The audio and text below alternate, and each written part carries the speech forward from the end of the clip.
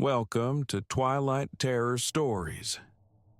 Twilight is not just the end of day, it's the beginning of something else. A time when the shadows stretch and fear takes its first breath. You've stepped into that moment now, and the stories are waiting. Let them find you.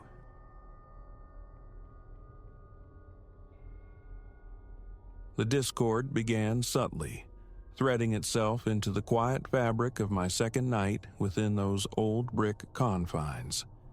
Exhaustion draped over me after a long shift. I lay adrift in bed when it started, a faint, dry friction from the floor above. It spoke of feet being dragged, a hesitant scuffing across floorboards. My first thought, naturally, was of the tenant overhead, perhaps restless, but the sound persisted. A slow, rhythmic scrape, scrape, scrape, pacing distilled to its barest essence. This building, a fortress of thick walls, usually swallowed whole the sounds of neighboring lives. No murmuring voices, no television drone, only this. A filament of unease tightened within me, yet weariness won out, pulling me under into sleep. Morning found me unsettled, the memory of the sound clinging like damp air. If it recurred, I resolved I would investigate. My apartment occupied the middle tier of the three-story structure. The uppermost floor held but a single dwelling. Ms. Gable, the property agent, had mentioned a man residing there upon my moving in. Though his presence remained purely theoretical, I'd never glimpsed him. The building itself was a relic of crimson brick, exhaling the dust of decades. Its narrow staircase groaned selectively underfoot. The hallway walls wore a faded, nicotine-beige resignation, and a solitary overhead bulb hummed a low electric dirge. The doors were slabs of aged wood, fitted with heavy brass knobs that yielded with arthritic reluctance. On my third night, the sound returned. I was immersed in some flickering drama on my laptop screen when the familiar scuffing intruded. Pausing the playback, I tilted my head, listening. The papery rustle drifted slowly across the geography of my ceiling. A quickening beat pulsed in my chest. I rose, climbing onto the sofa to press my ear flat against the cool plaster. Faint, yes, but undeniably there.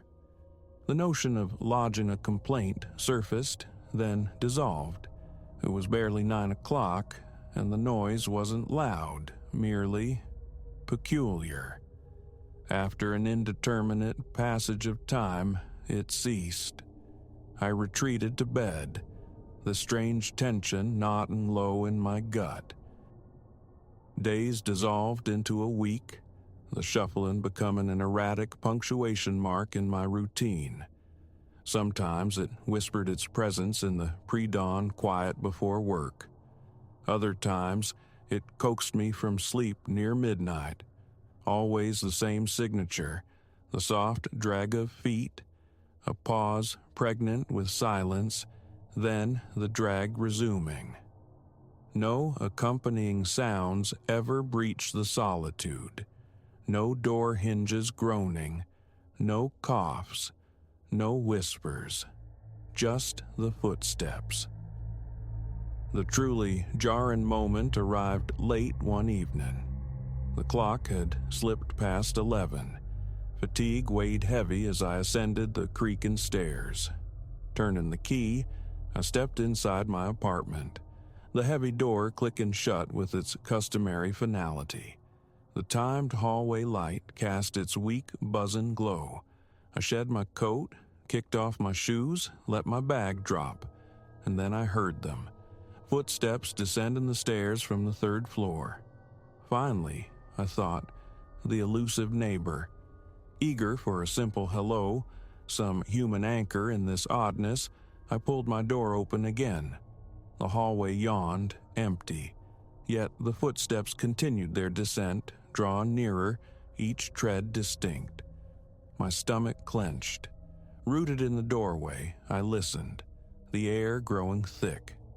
The sound passed the exact space where a person should have stood, right before me, and carried on down towards the ground floor, fading into silence. A chill traced patterns on my skin. My heart hammered against my ribs. Retreating inside, I threw the deadbolt and leaned back against the solid wood, telling myself it was acoustic trickery. Perhaps sounds traveling through dormant pipes. But the building's plumbing was stoically silent. No clanging radiators or gurgling water lines. Only stillness, punctuated by those phantom steps. Over the following week, I broached the subject with Miss Gable. She offered a shrug, a verbal pat on the head. No previous complaints of this nature, she assured me. The gentleman upstairs? Rarely around. Perhaps he was rearranging furniture, she ventured, a suggestion that rang hollow against the sound's unwavering ambulatory character. I also inquired with Mrs. Davies, the woman inhabiting the ground floor apartment. Had she noticed anything unusual, any footsteps? A polite, swift denial.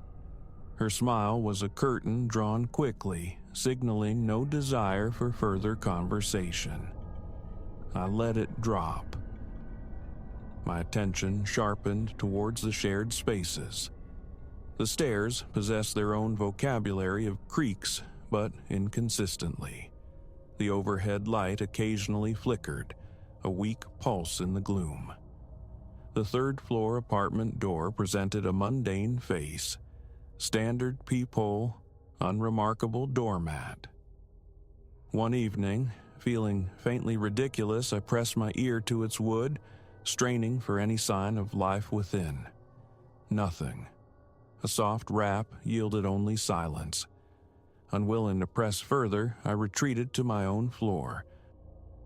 After that, the footsteps grew bolder, more frequent. They adhered to no discernible schedule, yet rarely did a day pass without their visitation. Sometimes the scuffing greeted me the moment I returned from work around 6. Other times it materialized near midnight or bled into the small hours. Always that same dragging cadence, evocative of someone moving with immense effort, or perhaps indifference to lifting their feet. It frayed my nerves raw. I'd freeze mid-motion anywhere in my apartment, listening intently, trying to triangulate the source. My ceiling, the hallway, the stairs. It seemed to drift, yet the slow, deliberate pattern remained constant. One Friday night, patience snapped. I was at my small kitchen table, halfway through a sandwich, when the scraping commenced directly overhead. Pushing back my chair, keys clutched tight, I surged into the hallway, determined to intercept whoever, whatever, was responsible. I took the stairs to the third floor 2 at a time. The building held its breath. The only sound, the faint electrical hum above. Reaching the landing, I pressed my ear against the silent door. Stillness. Tentatively, heart thudding with a trespasser's anxiety, I tried the knob, locked fast. The impulse to knock again warred with a sudden, profound unease. I turned, descended back to the second floor, and paused. The air in the corridor felt unnaturally cold. My breath came short and fast. Gooseflesh prickled my arms. Silence reigned. It was as if the entire building was listening alongside me. I retreated into my apartment, securing the lock and banishing the shadows with every light I possessed. My small domain, living room flowing into a tiny kitchen, a brief hallway, bath, bedroom, felt suddenly inadequate. The off-white walls too thin. Through the old blinds covering the living room window, Streetlights cast long, distorted fingers. For minutes, I stood motionless, adrift. Eventually, I sank onto the sofa, summoning the television's low murmur for company, though my ears remained strained, alert for any deviation from the manufactured calm. My chest felt tight. My gaze kept snagging on the front door. Hours later, preparing for bed, the sound returned. This time, however, it originated from outside my door in the hallway, slow steps ascending the stairs. Adrenaline surged, hot and sharp. I crept to my apartment door, pressing close, listening with fierce concentration. The footsteps reached my landing, paused directly outside. I held my breath, slick sweat filming my palms. Then they resumed, continuing their slow journey upward towards the third floor. No voice, no shadow beneath the door, no tangible sign of presence. A shiver traced its icy path down my spine.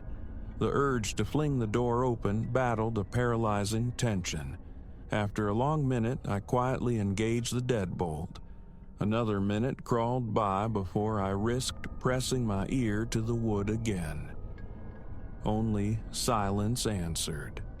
The quiet felt vast, absolute. The following morning, sleep-deprived and frayed, I hatched a plan. I would lie in wait. Fetching a small folding chair from my living room, I positioned it near my door in the hallway. For nearly an hour that evening, I sat there, pretending to read on my phone, eyes flicking constantly towards the stairwell. Nothing. No one. The corridor offered only the faint, lingering scent of old wood polish and profound stillness. Feeling foolish, yet deeply frustrated, I retreated inside. Later, around 10, the steps manifested again. This time, they seemed to originate from the ground floor, beginning their deliberate ascent. Scrape, pause, scrape, pause. My muscles coiled. Phone in hand, I eased my door open a fraction. The hallway stretched empty under the buzzing light. Leaning out, I peered down the stairwell. Vacant. Yet the footsteps climbed relentlessly. They reached the second-floor landing, my landing, and halted. The air grew heavy, charged. I stood frozen, breath caught in my throat, the phone's screen casting a pale glow on my hand. Then the sound continued, mounting the final flight towards the third floor. Once it reached the summit, silence fell like a curtain. I slipped back into my apartment, locked the door, and collapsed onto the sofa, legs trembling. My mind raced, grappling with the stark emptiness of the hallway juxtaposed against the undeniable clarity of the footsteps. Steps that carried weight, that elicited faint groans from the aged floorboards. The chill returned, settling deep in my bones. I stared at my locked door, logic failing, comprehension fraying. I tried querying Mrs. Davies downstairs once more. She opened her door, only a sliver, her face taut. Nothing to report, she insisted, her eyes darting nervously. When I pressed about anyone else using the stairs, she just shook her head, murmuring that the top apartment was rented. Yes, but the tenant was seldom seen. Something about the building being old, noises being unsurprising. Then the door clicked shut, leaving me alone again in the beige corridor. Another week bled away, bringing no change. Daily, at unpredictable intervals, the shuffling footsteps made their presence known, sometimes circling overhead like a caged thing, other times traversing the stairs, ascending or descending. Sometimes I'd fling my door open a heartbeat too late. Other times I'd catch the sound mid-stride, only to be met with utter vacancy. Miss Gable remained unhelpful, citing a lack of proof of any genuine disturbance. The building, she reiterated, was structurally sound. A maintenance worker checked the plumbing and wiring, finding nothing amiss. One night, resolve hardened within me. I would confront this. I waited by my door, ear pressed to the cool wood, listening to the building's quiet breaths. An hour passed in silence. Then, near midnight, they began. Upstairs, directly above me. The familiar scuffing traversed the ceiling, then drifted towards the stairwell, beginning the descent. Timing it precisely, I wrenched the door open at the exact moment the sound should have been passing my threshold. Nothing. Empty air. But the footsteps didn't falter. They continued their measured pace downwards towards the first floor. Leaning over the railing, I scanned the stairwell below. Vacant. The distinct echo of someone descending filled the narrow space, yet no form, no shadow accompanied it. My mouth felt like parchment. My arms prickled violently. Seconds later, the sound faded into the stillness of the ground floor. I slammed my door, threw the locks, my heart galloping as if I'd run miles. From that point forward, a state of hypervigilance became my norm. Sleep offered little refuge, fragmented by listening. Every settling creak of the old building sent jolts through my system. A persistent tightness took root in my chest. Focusing at work grew difficult, my thoughts circling back to those phantom footsteps. Coming home meant pausing in the hallway, bracing myself. Some nights offered blessed silence. Others brought the shuffling cadence multiple times. I'd open my door repeatedly, staring into the empty corridor, searching for optical illusions, auditory tricks. But the faint vibration I sometimes felt through the floorboards under my feet confirmed its unsettling reality. So tangible, yet utterly invisible. Weeks have now passed, mired in this unnerving stasis. Sometimes, in desperation, I speak aloud into the quiet apartment, addressing the source of the sound. "Hello? Is anyone there?" My words hang unanswered. The footsteps, if present, continue their rhythm, unperturbed, until they cease of their own accord. Moments arise when I feel an undeniable presence just outside my door, a palpable weight in the air. But the peephole always reveals the same empty, dimly lit hallway. I cannot dislodge the conviction that the footsteps belong to someone or something unseen. The fear is constant, but beneath it lies a deeper, more profound disquiet I struggle to name. Moving out flickers as an option. The rent is mercifully low, the apartment itself adequate, but this unending tension erodes my peace. How can a home feel like a siege? I mentioned it haltingly to a friend who offered a dismissive chuckle about hauntings. I lack belief, yet possess only the evidence of my senses. Slow, dragging footsteps, day or night, pacing above or navigating the stairs. Thick brick walls that silence all else, yet amplify this one anomaly. An empty corridor greeting every investigation. No answers from the agent nor the neighbor. Each time the sound begins, my pulse leaps, freezing me in place. My breathing shallows, a familiar knot tightening in my stomach. I despise the feeling, this sense of being observed, monitored by emptiness. Attempts to capture it, to gain objective proof, have failed. My phone records only ambiguous creaks, the essence of the sound lost in digital translation. A small voice recorder left running overnight yielded nothing but static and the building's nocturnal ticks. I don't know how much longer I can remain here, yet inertia holds me fast. A stubborn part of me craves resolution, clings to the possibility of a logical, mundane explanation, eccentric plumbing, peculiar acoustics, but each time I open my door to that perfect, impossible synchronicity of sound and emptiness, feel the hair rise on my arms, the simple answers crumble. It's past midnight now. I sit at my small kitchen table, this narrative spooling out under the soft buzz of the overhead light. Outside, street lights bleed through the blinds, painting pale stripes across the dark living room. I am waiting, listening, wondering if the footsteps will return tonight. My pulse is already a quick drum against my ribs. My shoulders ache with tension. A faint creak just echoed from the stairs. The building settling or something more. All I know is the pattern persists.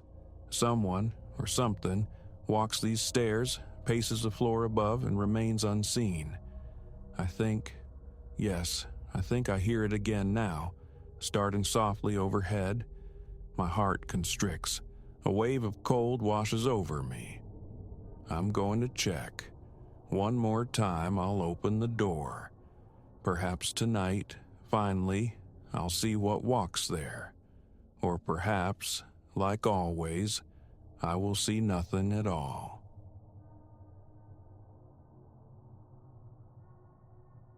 The precise moment awareness dawned that the presence shadowing my steps could parrot human speech was the moment I understood my peril had plunged into depths previously unfathomed.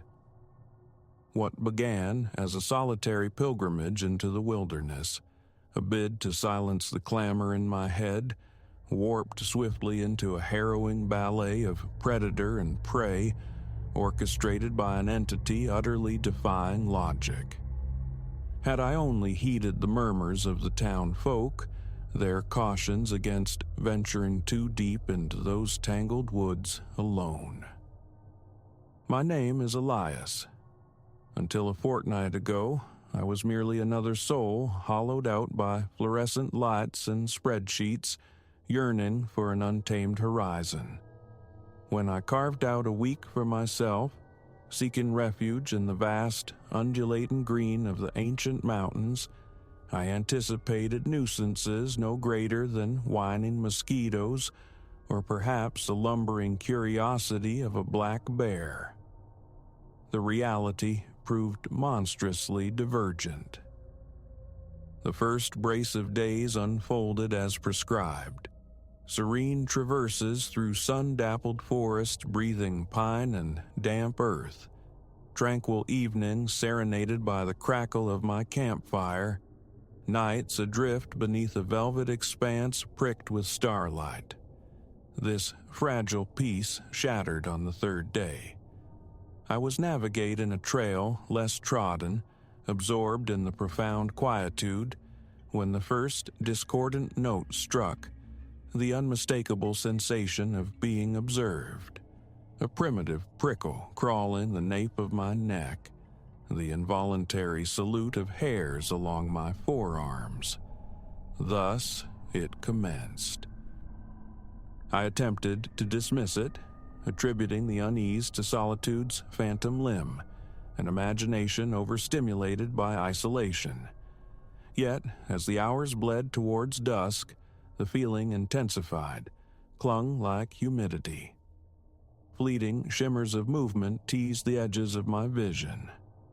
A swift turn revealed only impassive trees. Dry leaves crackled underfoot somewhere behind me. A spin on my heel found the woods utterly still, unnervingly mute. Disquiet curdled within me. By the time I established camp that evening, My nerves were taut wires humming with anxiety. I built the fire high, a defiant bastion of flame against the encroaching gloom, hoping its light and heat might ward off whatever lurked just beyond its reach. As I sat, mesmerized by the dancing orange tongues, striving to leash my frantic thoughts, I heard it. A voice slicing through the twilight hush from the dense woods. "Hello? Anyone out there?" I went rigid, my heart slamming against my ribs like a trapped bird. The voice possessed a human timbre, yet something felt fundamentally wrong. It was too crisp, too enunciated, like dialogue delivered from a page rather than a genuine plea lost in the wilderness. "I'm lost," the voice insisted, closer now, yet directionless. "Can you help me?" Every fiber of my being shrieked caution, screamed against betraying my location. But the insidious seed of doubt took root. What if it was someone truly stranded? Could I shoulder the guilt of ignoring a desperate call? "Hello?" I answered, my own voice betraying a tremor. "Whereabouts are you?" A pregnant pause hung in the air, broken only by the fire's hiss. Then the voice returned, impossibly, from a completely different point in the encircling darkness. "This way. Please, I need assistance." Ice water sluiced down my spine. The speed, the silence of that movement, utterly unnatural. Scrambling to my feet, I swept the beam of my flashlight across the Stygian void surrounding my small haven. The light carved cones through the blackness, illuminating skeletal trees and tangled undergrowth, but revealed no human form. "Where are you?" I shouted again, desperation fraying the edges of my voice. "I don't see you." And then came the sound that shattered my remaining composure. A low, throaty rumble that resonated with a primal wrongness, unequivocally inhuman. It was punctuated by the sharp retort of snapping branches, the frantic rustle of disturbed leaves. Something substantial, something fast, was forcing its way through the forest directly towards me. I didn't linger for introductions. Snatching my pack, I bolted, the frantic drumming in my ears drowning out all else. I plunged through the underbrush, unseen branches lashing my face, fleeing blindly into the suffocating night. Behind me, I could hear it, the relentless pursuit, impossibly swift for whatever bulk crashed through the foliage.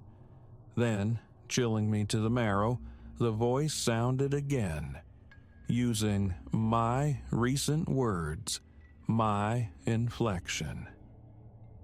"Wait," it called, a grotesque echo of my own plea moments earlier. "Where are you? I don't see you." Panic lent wings to my exhausted limbs. I ran harder, faster. This thing, whatever nightmare it was, collected voices. It had baited its trap with a fabricated cry for help, and now it wielded my own fear against me. Time dissolved into a blur of ragged breaths and stumbling flight through the endless dark. The entity, always just behind, its calls a terrifying medley of tones, now pleading, now enraged, a constant, horrifying chorus. Just as my lungs burned with acidic fire and my legs threatened to buckle, a point of light pierced the oppressive black. Hope, fierce and unexpected, surged through me, igniting a final reservoir of strength. I burst from the tree line onto the blessed asphalt of a road, nearly collapsing in delirious relief at the sight of a gas station's fluorescent glow, perhaps a quarter-mile distant. A backward glance, compelled by terror, found only the impenetrable wall of the forest, silent and dark, offering no sign of my pursuer. I stumbled towards the station, a ragged apparition in torn clothes, eyes wide with frantic terror. The attendant, a man whose face seemed etched with the weariness of long nights, took one look at my state, and his hand moved instinctively towards the phone. "No, please," I choked out, struggling for air. "Help me. Something in the woods. It's not natural." His hand hovered. He regarded me with a long, searching gaze, then emitted a sigh that seemed to carry the weight of years. "You went up into Echo Ridge, didn't you?" he asked, the question devoid of surprise. I could only nod, bewildered by his calm acceptance. He slowly shook his head. "Folks get told. We try to warn 'em.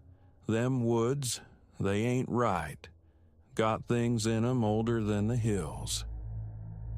Over the subsequent hour, as the adrenaline subsided and my heart ceased its frantic hammering, the attendant, Gus, he called himself, shared stories. Tales whispered across generations of hikers and hunters experiencing encounters unnervingly similar to mine, of a presence that could steal sounds, mimic voices, even those of loved ones, to lure the unwary deeper into its domain. "Some name it a mimic," Gus said, his voice low. "Others figure it's something more ancient, something that was rooted here long before our kind, and will be here long after we're dust. All I know for certain is, them that go searching for it in Echo Ridge, they don't often find their way back." I remained within the sanctuary of the gas station until dawn painted the sky, too deeply unnerved to venture out. Even when the morning sun finally emboldened me to retrieve my car from the trailhead, a part of me braced to find the entity waiting beside it. But there was nothing, only my vehicle sitting undisturbed, exactly as I had left it days, lifetimes ago. The drive home was a fugue state, my mind desperately grasping for rational explanations. Shared psychosis, the potent brew of isolation and local folklore, an overwrought imagination painting monsters onto the canvas of an unfamiliar forest. Yet, beneath the frantic rationalizations, a cold certainty resided. What I had faced in those woods was terrifyingly real, an entity far more dreadful than any predator of flesh and bone. A week has passed since my return. The sensation of being watched clings to me like a shroud. Sometimes, in the deepest hours of the night, I fancy I hear them. Whispers skittering just beyond my window pane, fragmented phrases, phantom cries for help, the chilling echo of my own voice calling out from the darkness. I've begun to scour the shadowed corners of the internet, seeking answers, validation. It teems with accounts mirroring my own, narratives of wanderers stalked by an uncanny mimic. Theories abound, elusive cryptid, interdimensional interloper. Yet no definitive truth emerges, only shared terror and the unsettling enigma of its motives. One truth, however, has branded itself onto my soul. I will never again seek solitude in the wild alone. The quietude I once yearned for now feels suffocating, pregnant with unseen menace, and every unexpected noise, every time my name is called unexpectedly, a sliver of ice pierces my heart. Is it truly them? Or is it the thing from Echo Ridge, its hunt unending, seeking still to draw me back into its shadowed realm?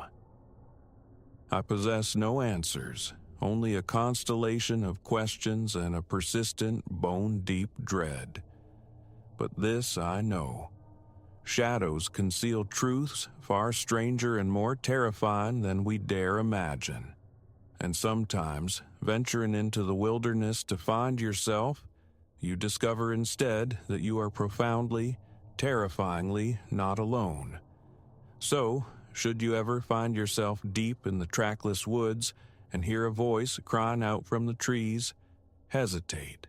Consider deeply before you answer. It might not be a soul in need. It might be something else entirely, something ancient, patient, and ravenous, eager to add your voice to its ghastly collection. And once it possesses your sound, who can say what horrors it might speak?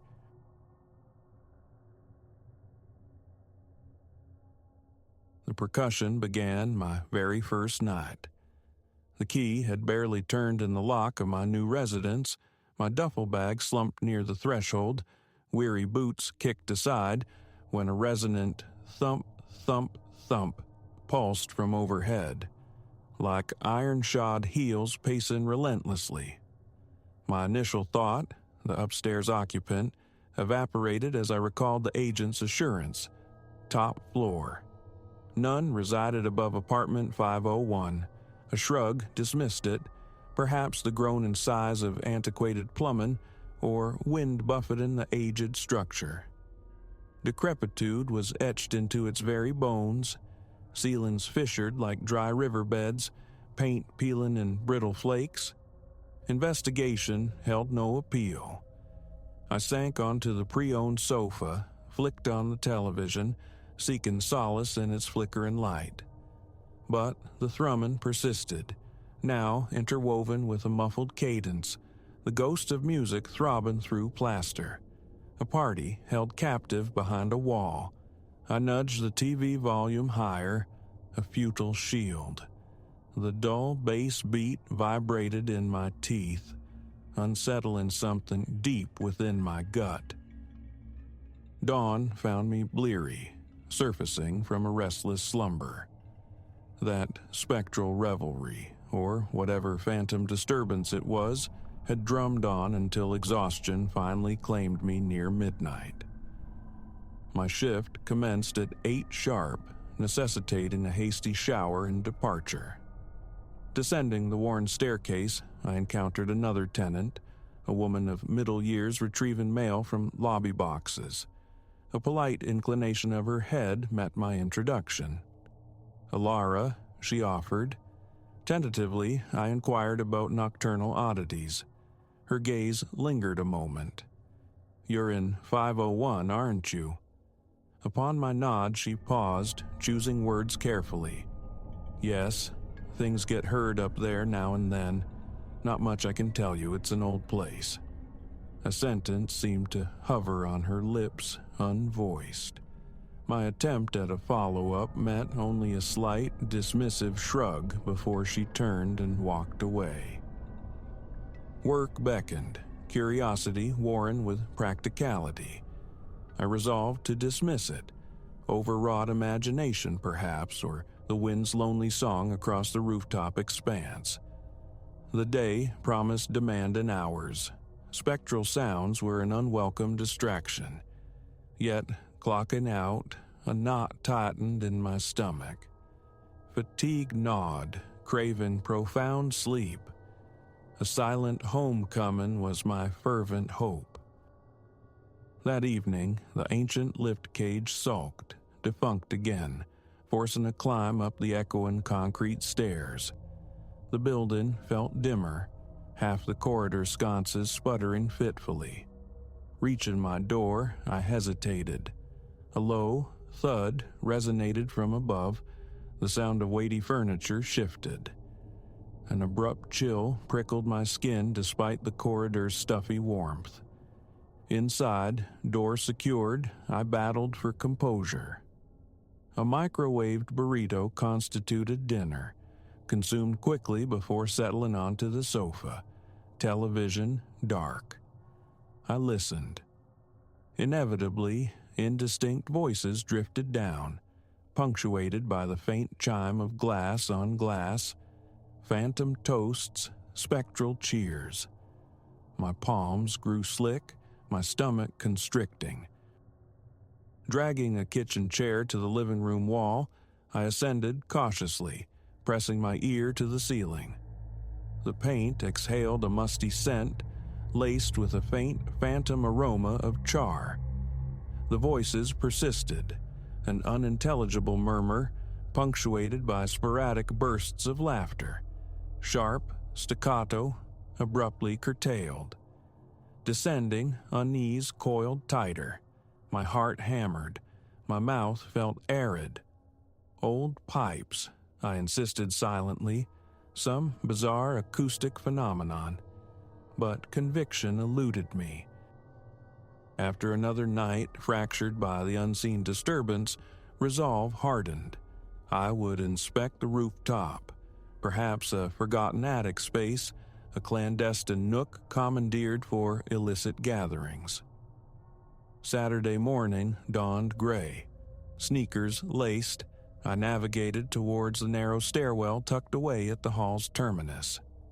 Roof access, authorized personnel only, a faded sign declared. I ignored it. The door groaned open on protesting hinges, releasing a gust of cold air. The roof presented a stark, empty tableau, a flat expanse dotted with ventilation units, derelict chairs slumped like skeletal remains, and a Jackson Pollock of bird droppings under a low, brooding sky. Grimy walls bore the scrawls of graffiti. I paced slowly, attuned for any hint of life. Only the wind's keen whistle answered. Tapping my foot yielded nothing but solid thuds. No hidden hatches, no hollow spaces. 10 minutes yielded only frustration and a quickening pulse. Defeated, I turned back. Emerging into the hallway, a presence made me start. Alara stood there, watching, concern etched on her face. "Were you on the roof?" she inquired, her eyes sharp. I admitted my quest, explaining the unsettling symphony from above, the search for its source. Her expression softened fractionally. Leaning closer, her voice dropped to a conspiratorial whisper. "This building, it used to have 6 floors. Fire took the top one. Oh, decades back. They tore down what was left, but some say the party never stopped." A jolt, sharp and cold, shot through my chest. Had she heard them? A slow nod confirmed it. Sometimes, late, you can hear it. Laughing, glasses, music, like an old record stuck on repeat. She scratched absently at her arm, glancing down the dim corridor as if wary of eavesdroppers. "Look, I don't know if you go in for that kind of thing, but believe me, you're not the first. Lived here 15 years. Every new tenant in 501 either bolts after a few months, or they just learn to live with it." I swallowed, the effort thick in my throat. Sweat gathered at my nape. Her tone held no malice, only the weary weight of fact. Not a scare tactic, but a statement of unsettling reality. Murmuring thanks, I retreated into my apartment, the key trembling in my grasp. The scent of dust and aged wood seemed suddenly more potent. Sinking onto the sofa, I stared fixedly at the ceiling. Silence reigned, for now, but I knew with chilling certainty the revelry would recommence. Over the ensuing week, the sounds became an intermittent torment. sometimes a barely audible susurrus of conversation, fading in and out like a faulty transmission. Other nights, a full-blown sonic illusion of festivity. The strangest element was its anachronistic quality. The music possessed a tinny, scratch-laden timbre, the voices echoing slightly, suggesting a grander space than my modest living room. Sleep deteriorated further. Tension headaches became my companions, born of perpetually clenched jaws. Each night, the first distant thump or spectral chuckle sent my muscles into rigid knots. One night, gripped by a desperate need for proof, I decided to record it. Phone poised, microphone aimed ceilingward, I sat in the encroaching darkness, waiting. Around 11, the familiar, low pulse of music commenced. Record pressed, I held my breath, striving for stillness. My own heartbeat felt thunderous, a frantic counterpoint in my chest. Laughter seemed to skitter across the plaster above, a mobile, mirthless sound. After several minutes, I stopped the recording. Playback yielded only a frustrating hiss of static, a faint, ambient hum utterly devoid of the sound so clearly perceived moments before. My hands began to shake more violently. It felt profoundly wrong, the sound existing yet refusing capture, tangible only to my own senses.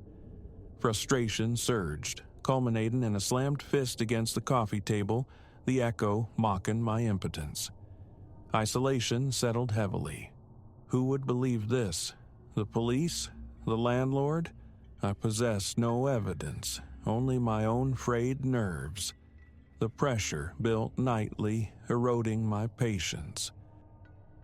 Nearly 2 weeks later, I approached Alara again, inquiring about records of the fire, old news clippings perhaps. A shrug. Not my sort of thing to keep track of. Maybe the fellow in 203? Mr. Silas? He's been here forever. A knock on 203 summoned an elderly gentleman. His sister, the actual tenant, was out. Politely, I broached the subject of the building's history. He invited me in briefly. We stood amidst the comforting aroma of old paper and brewed coffee. He confirmed the fire. Late 50s, the exact year escaped him. The entire 6th floor gutted by faulty wiring, he recalled.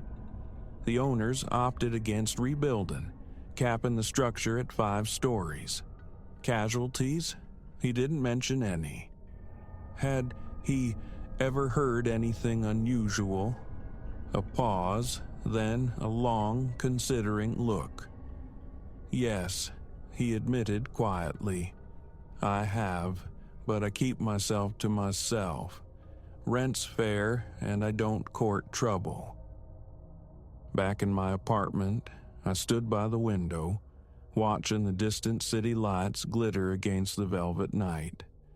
A cool breeze whispered through the opening, but my mind refused to settle. A heaviness lodged in my chest. The notion of some residual echo, a psychic stain, warred with my innate skepticism. Ghosts weren't my currency, yet the sounds were undeniably there, real enough to steal sleep and appetite. Some nights, sustenance was merely a glass of water before an early, hopeful retreat to bed, praying the phantom festivities wouldn't begin before oblivion claimed me. Then came a Saturday night when the volume surged. I was at my small dining table, idly flipping through a magazine, when the ceiling directly above erupted with a thump so violent it felt like a dropped crate. I jolted, nearly upsetting my chair. My heart hammered against my ribs, loud enough to pulse in my ears. Slowly, I rose. The cacophony continued.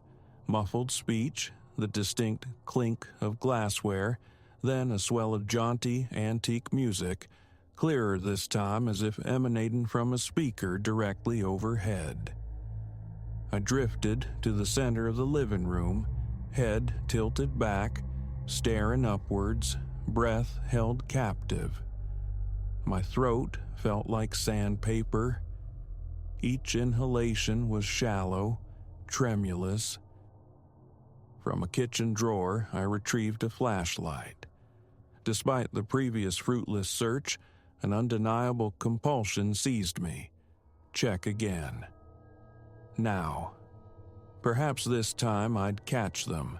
My legs felt unsteady, but adrenaline propelled me out into the hallway, silent save for the low buzz of a fluorescent tube. I made for the familiar metal door. Roof access. My hand quaked as I grasped the knob, turning it slowly. It creaked open, exhaling a blast of cool night air. I stepped out onto the roof. The city skyline blazed, a vibrant panorama below, but up here, the wind howled, tugging at my clothes, forcing me to brace myself. Flashlight beam activated, I swept it across the desolate space. Broken chairs, scattered debris, puddles gleaming near a drain pipe. No music, no voices, no party. I advanced towards the center, navigating around vents and protrusions, the flashlight beam dancing nervously on the chipped concrete. Reaching the area directly above my apartment, I stopped, listened intently. Nothing. Not a single note, not a whisper of laughter, not the faintest clink. Only the raw, scouring wind. My heart raced, breath coming in ragged gasps. I scanned the perimeter again, half expecting a hidden panel, a secret stairwell. Nothing. My foot stomped down, a dull, solid impact. No hollow spaces, no concealed chambers. For a long moment, I stood motionless, buffeted by the wind, feeling utterly foolish. Then, turning, I headed back down. Re-entering my apartment, I found silence. The rooms were quiet, save for the refrigerator's low hum.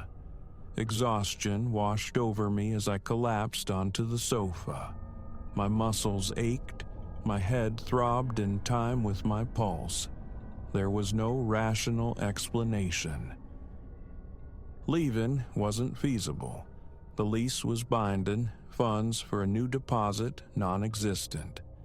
Besides, the convenience of walking to work anchored me here, trapped. In the weeks that followed, a strange equilibrium established itself. The noises remained, an erratic companion manifesting every few nights. Sometimes I'd wake abruptly at 3 a.m., drenched in sweat, startled by a phantom guffaw from above. Other times, I'd sit at my table, passively awaiting the inevitable thumps. I experimented with headphones, blasting white noise or podcasts into my ears at bedtime. It offered a partial shield, though the low vibrations still seemed to permeate the plaster. Each occurrence triggered the familiar cascade: frayed nerves, racing heart. I ceased questioning Alara. She'd shared all she knew or dared to. Mr. Silas remained politely reticent. Contacting authorities felt futile. They'd find nothing, dismiss me. The landlord, I sensed, would offer only indifference. So, gradually, I began to tune it out, or rather, to absorb it into the fabric of my life here. Some nights, I could almost persuade myself it was merely the building settling, the eccentric acoustics of age. But deep down, a colder certainty resided. The source remained elusive, the phantom party unexplained. All I knew was the clinking glass, the distant, indistinct chatter, the scratchy, ethereal music. They persisted. Even now, returning late, that faint, preliminary thump sometimes greets me before my key even finds the lock. My heart quickens, the familiar tendrils of dread tightening around me. It's as if the sixth floor still exists in some parallel dimension, hosting its interminable spectral soiree. I endure. I haven't fled. I tell myself it's just echoes, atmospheric residue, phenomena beyond my grasp. So far, I remain, navigating the tense nights, the hollow ache in my chest whenever the muffled celebrations commence. It isn't peace, but it is my reality.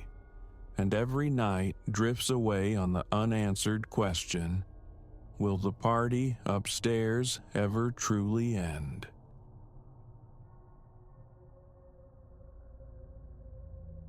The key turned stiffly in the lock of my city studio, a final, gritty farewell against the flaking enamel of the handle. I didn't look back. Ahead lay the cramped interior of my sedan, stuffed with luggage, trailed by the hulking shadow of a rented truck laden with boxes, the sum total of a life I was determined to shed. Weariness settled deep in my bones, laced with a thrumming undercurrent of anxiety. The plan: escape the relentless urban thrum, find a pocket of stillness, begin anew. A month prior, a listing materialized, a forgotten warehouse slumbering in a hamlet miles from any arterial road. The price whispered of neglect, attracting no other suitors. One hurried visit sealed the deal. My vision, a haven for antiques, the culmination of years spent trafficking in remnants and oddities, a trade that resonated with my own fragmented history. Its facade wept paint, the roofline canted like a broken spine, and the air inside hung thick with the scent of decayed timber and damp earth. Yet it felt right. A foundation, however unsteady, for something else. Rolling into the village was like slipping beneath the surface of slow water.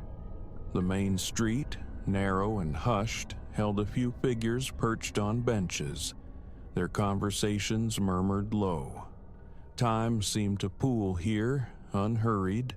I eased the car to a halt before my acquisition, the warehouse, and simply sat, the engine ticking cool, listening to the breeze sift through unseen leaves. It looked older, more skeletal than memory served.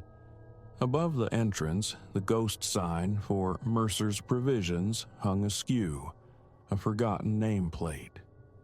Dust filmed the windows like cataracts, porch boards crumbled under the weight of seasons. A mountain of work, certainly, but that wasn't the fear. The fear gnawed at the integrity of the structure itself, the potential abyss for my meager savings. Still, I unfolded myself from the car, stretching limbs tight from the drive. Across the way, a neighbor offered a tentative wave. Amiable enough, yet a coolness prickled the air, unrelated to the gentle weather. The warehouse door groaned open, releasing a sigh of stale air. My boots disturbed decades of settled dust, sending motes swirling in the weak shafts of light piercing the gloom. Shelving lined the walls, spectral remnants of its general store past. Counters bore the palimpsests of old receipts, faded advertisements clinging like memories.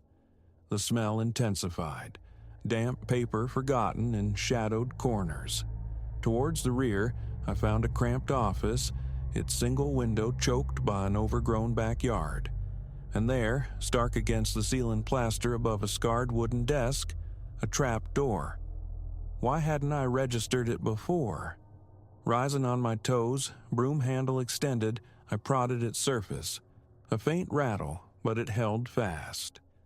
Later, I decided. The remainder of the afternoon dissolved in the rhythm of unloading, carving out a Spartan living space in one corner. A cot, a folding table. Muscles screamed from the exertion. Day done. Sleep, on that narrow cot, proved elusive. The building possessed a profound silence, alien after the city's perpetual hum. No passing vehicles, no distant sirens. Initially a balm, the quiet soon bred its own occupants. Little ticks and sighs emerged from the old wood. Then, near midnight, something else intruded, a soft, dragging sound from directly overhead, like footsteps muffled by dust, yet uneven, hesitant, possessing a peculiar limp. Back and forth it paced.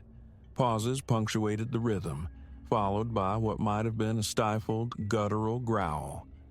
My heart began a frantic tattoo against my ribs, a cold knot tightened in my gut. A raccoon, I insisted silently, some nocturnal scavenger seeking shelter. But the cadence felt wrong. Too slow, too deliberate, too heavy for anything small and skittering. I lay rigid in the darkness, clutching the thin blanket, breath catching in my throat. Minutes stretched taut, then the sounds ebbed away. Sleep remained distant, my throat parched, brow slick with cold sweat. Eventually, exhaustion claimed me. Morning light brought feeble rationalizations, a dream, surely, magnified by fatigue and unfamiliar surroundings. Pulling on boots, I resolved to inspect the trap door. Lacking a ladder, I constructed a precarious ziggurat of crates. Pushing upwards met resistance. Something held it fast from the other side. A crowbar provided the necessary leverage. Grunting with effort, I forced it, the wood groaning in protest until the door finally yielded with a dusty sigh. I angled my flashlight beam into the darkness, then hauled myself through the opening. The attic was a cramped, wedge-shaped space beneath the pitched roof, rafters crisscrossing like ancient bones overhead. Dust hung thick, tickling my nostrils. A single grimy window at the far end admitted a wan, spectral light. Crates huddled in corners, trunks lay like sleeping beasts, cobwebs draped everything in funereal lace. The floorboards protested beneath my weight. Then the smell hit me, foul, visceral, like meat left too long in the sun. A hand flew to my nose, bile rising. A few feet away, the wall bore witness, scratch marks, deep, ragged gouges clawed into the wood, unevenly spaced, parallel. My chest constricted. The flashlight beam trembled across the violation. Nothing natural made marks like these. The stench intensified near this desecrated wall.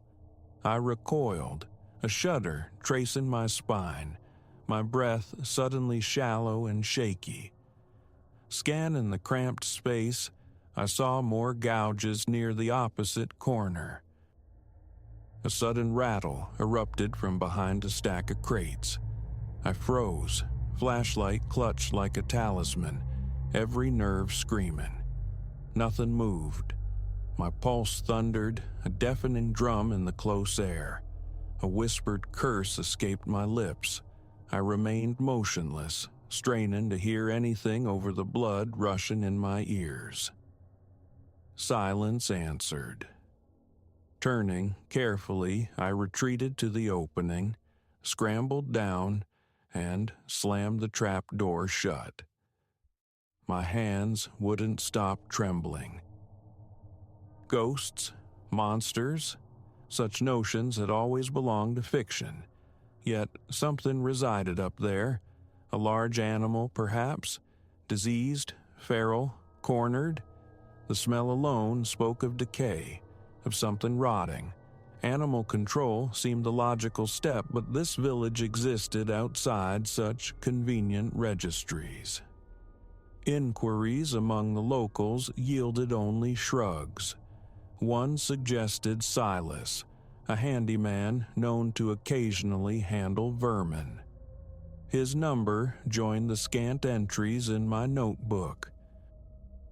That afternoon, I forced myself to work, wrestling dusty shelves in the main room, clearing debris, attempting to stage a nascent display of my wares, anything to occupy the mind. But my gaze kept straying towards the office, towards the ceiling, a knot of dread tightening with each glance. On impulse, I wedged a chair against the office door, then propped another beneath the trapdoor itself, a laughably flimsy barricade. The absurdity didn't stop my hands from feeling clammy.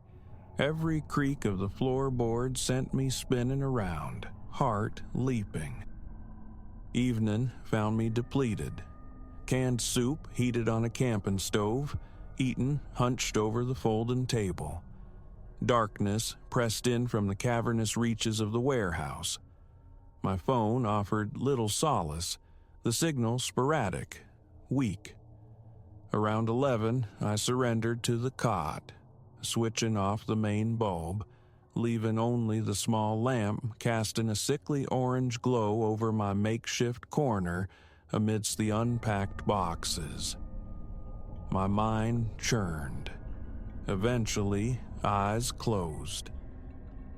Then, the sound, the scraping overhead, slow, laborious, like immense weight being dragged across the floorboards.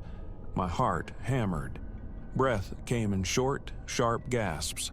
I sat bolt upright, snatching the lamp.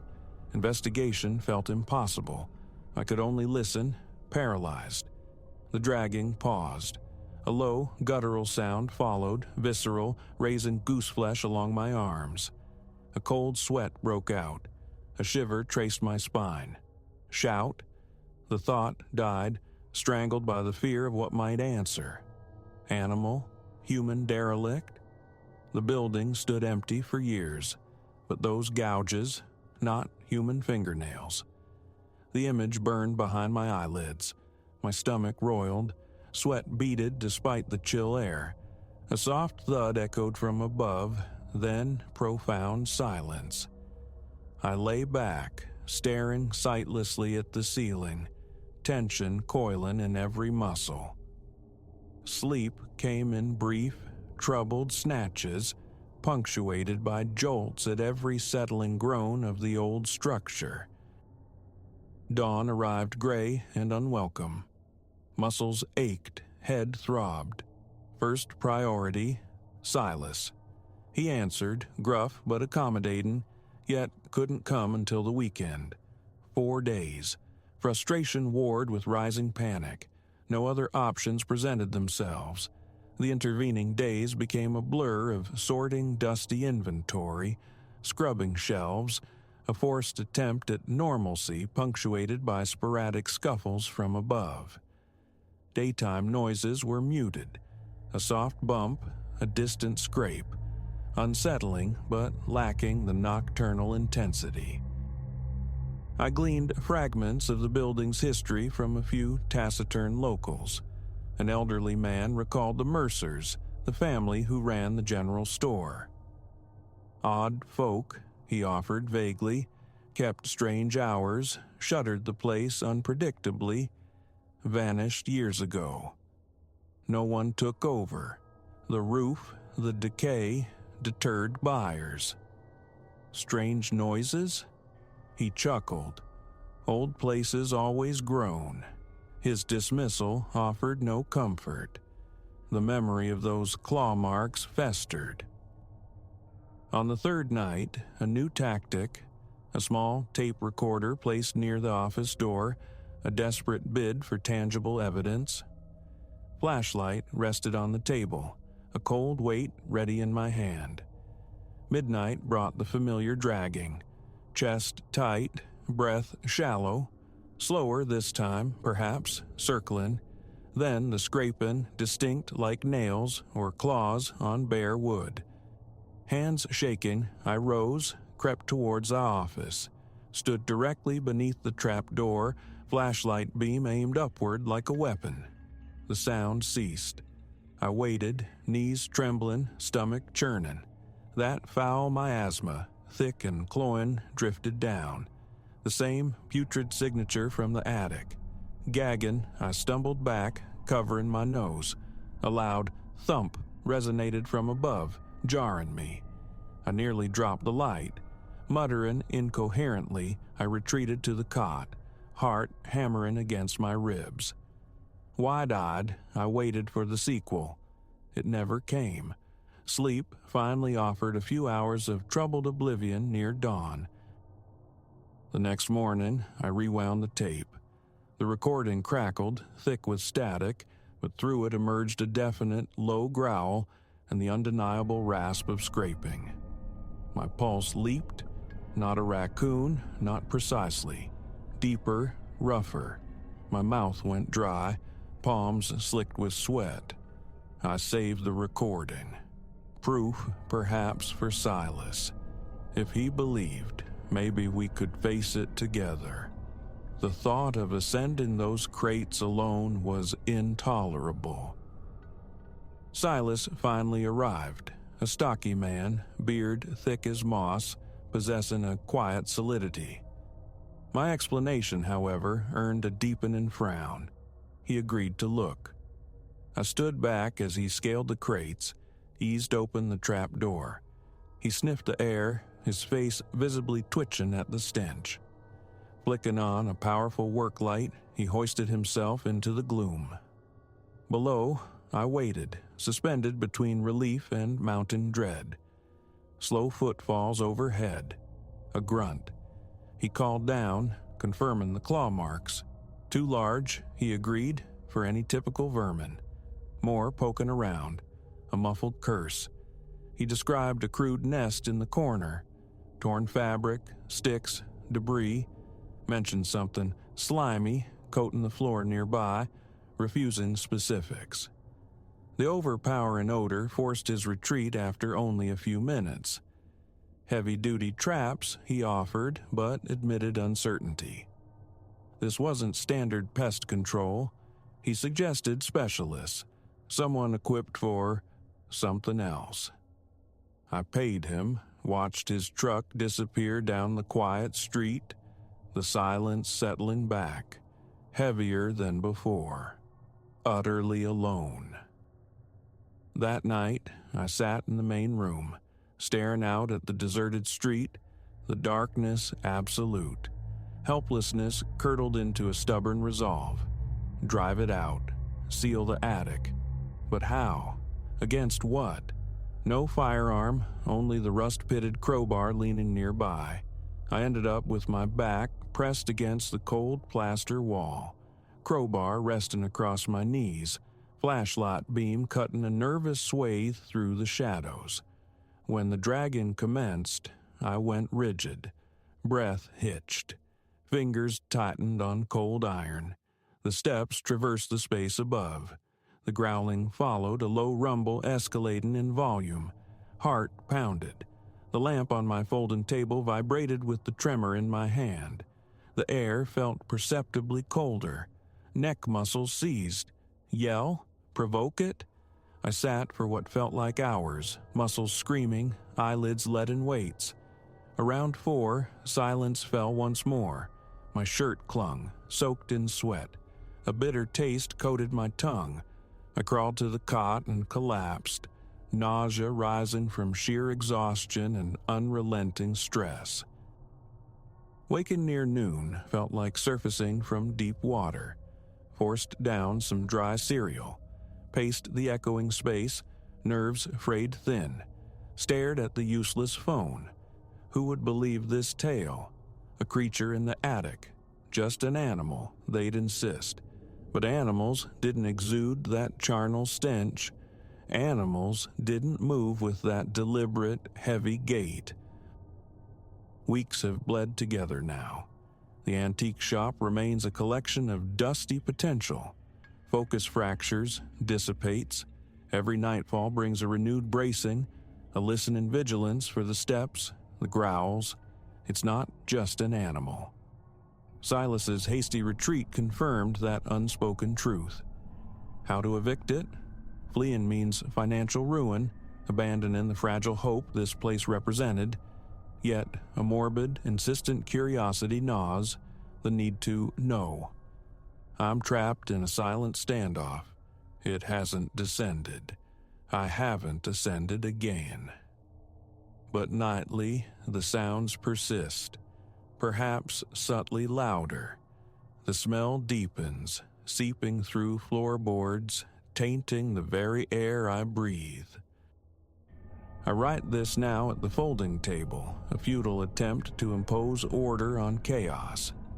Midnight has passed. The odor of decay drifts from the office, thick enough to taste. My hands tremble intermittently. I keep wiping sweat from my brow. Outside, the village sleeps, oblivious. No one would hear. Those deep gouges flash in my mind's eye. Territorial markings, a warning. Part of me screams to grab the light, climb, confront the unknown. But imagining that beam finding movement in the far corner, illuminating some shadowed form, triggers a primal, paralyzing dread. My heart races at the mere thought. Courage fails me. I hear it now, dragging across the attic floorboards, louder tonight. The timbers groan under its passage. A ragged, guttural inhalation scrapes the silence. My pulse hammers in my ears. Fingers feel distant, numb. My jaw aches from clenching. The scrape of claws on wood, directly overhead now. Slow, measured, purposeful. Its intent remains opaque. Its reasons for being here, unknowable. I only know it will not leave willingly. The thought of forcing the issue twists my insides. What happens then? How much longer can this fragile truce hold? Stuck in this decaying shell, sharing space with something ancient and wrong, I fear the stalemate is rapidly approaching its end.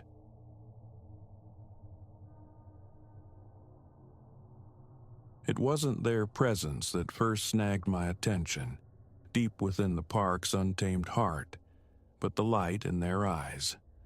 A feral piety burned there, unsettlingly bright, a shared conviction that prickled the skin along my arms. I, Silas, warden of these woods for 15 seasons, had seen my share of peculiar pilgrims seeking solitude, but this congregation moved with an unnerving, almost liturgical grace, their steps falling in a rhythm dictated by some unheard cadence. My discovery of their secluded enclave, I sensed even then, was no mere trespass. It was the prelude to a descent, a plunge into depths that would scour my resolve and fray the very edges of my mind. Just another ember-streaked dusk bleeding across the peaks, the kind of sky that usually settled the soul after a long day's circuit. Familiar territory, this western ridge, terrain I could navigate blindfolded after more than a decade tending its secrets. Yet, pushing through a thicket where shadows pooled like ink, my boot scuffed against the unfamiliar. The faint indentation of a path, deliberately obscured, absent from every survey map I carried, a whisper of wrongness. Prudence argued for retreat, but a deeper, more insistent curiosity pulled me forward, tugging me off the known chart into the forest's deeper murmurings. The phantom track solidified beneath my feet, winding further into the wilderness's embrace. Then came the sounds, discordant notes in the symphony of the wild, muttered chants punctuated by the sharp ring of steel on steel, the low thrum of some unseen generator, invasive, profane noises this far from civilization's reach. Caution became my cloak. I ghosted between ancient trunks until the trees abruptly parted, unveiling a scene that stole the air from my lungs, a scar upon the landscape, yet cleverly sutured into the folds of the earth. A settlement. Ramshackle structures, cobbled from scrap and timber, clustered within a natural amphitheater. Figures moved between them, their motions efficient, almost martial. Tending crops, yes, but also calibrating sights on rifles? My breath hitched. I melted behind the girth of a colossal pine, pulse hammering against my ribs. This was no simple hermitage. From the largest, most central edifice, a figure emerged, commanding the clearing's attention. Tall, gaunt, yet radiating an undeniable force, his beard a tangled cascade, his eyes chips of glacial ice that seemed to pin you even from afar. This had to be their shepherd, Malachi. The others orbited him, their postures radiating deference, their faces upturned like supplicants awaiting revelation. Though their words remained indistinct murmurs on the breeze, the taut energy crackling between them, the coiled readiness in their stances, spoke volumes. An electric disquiet hummed beneath their surface.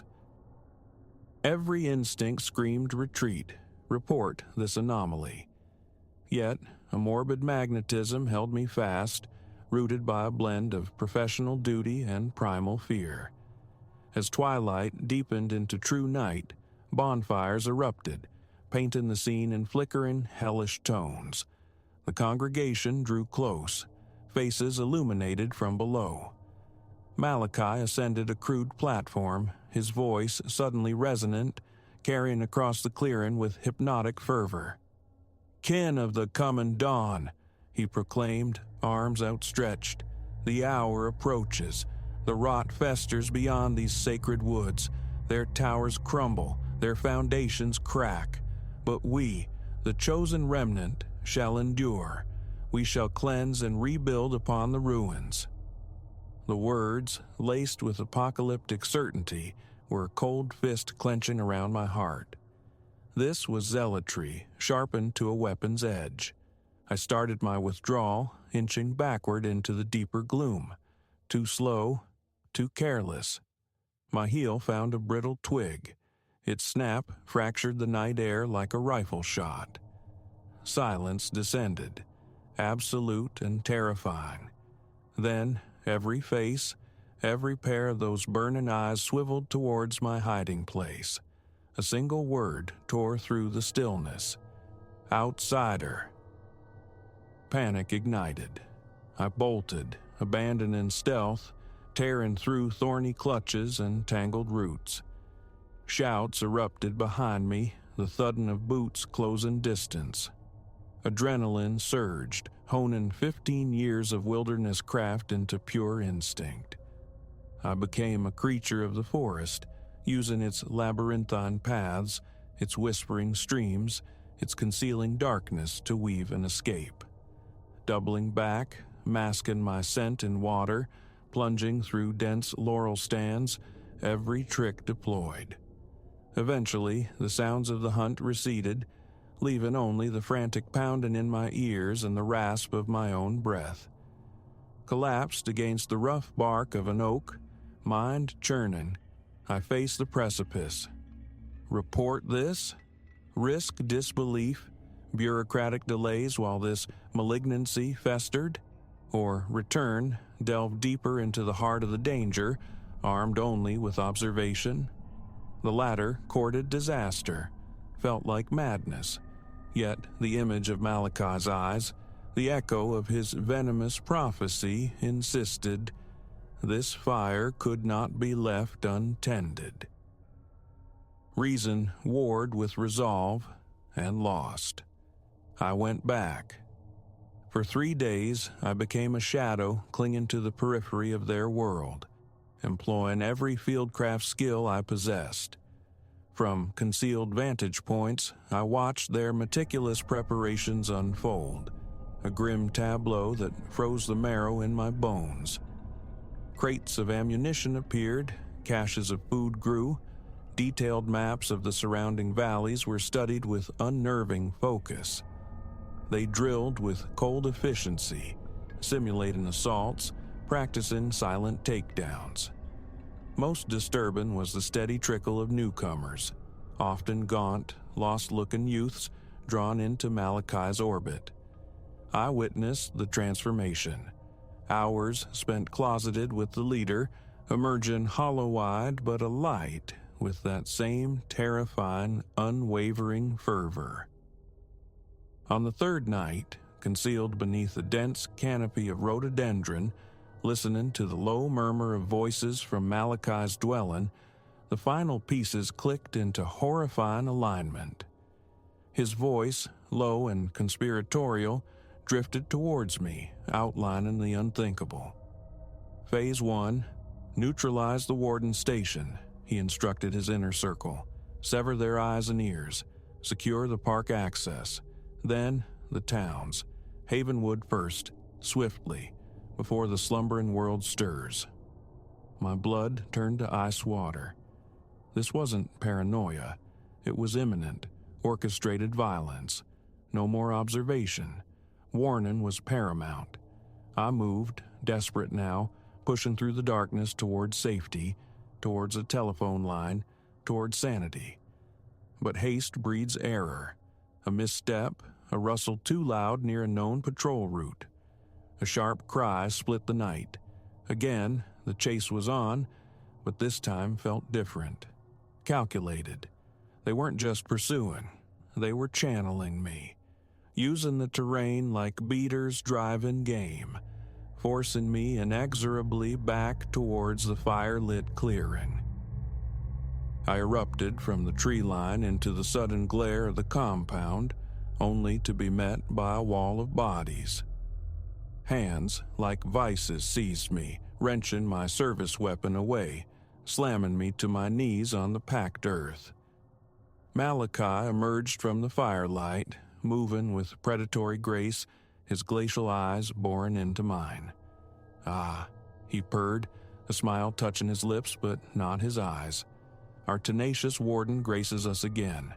Your resourcefulness is noted." Spit in defiance, though fear coiled icy in my gut, I snarled, "They'll know I'm missing. They'll come." He let out a low, disconcerting laugh. "Indeed, they will. Providence delivers you, Warden Silas. You feature rather centrally in the next act." As rough hands hauled me towards one of the crude buildings, the devastating truth struck me. My attempt to expose them had only armed them further. I wasn't just a captive, I was leverage. Days bled together in a haze of confinement and dread. My world shrank to the 4 rough-hewn walls of my prison, punctuated by the impassive faces of my guards and the periodic visits of Malachi himself. He'd sit, weaving elaborate justifications for his crusade, painting visions of a corrupted world ripe for purification, seeking fertile ground for his poisonous ideology in my own weary cynicism. Yet, even in isolation, fragments of information filtered through, whispers overheard, glimpses of unfamiliar faces conferring with Malachi, hints of tendrils reaching into nearby settlements, even, chillingly, among those sworn to uphold the law. The operation was far more entrenched than I'd imagined. Escape became an obsession, a frantic calculation of risks and opportunities.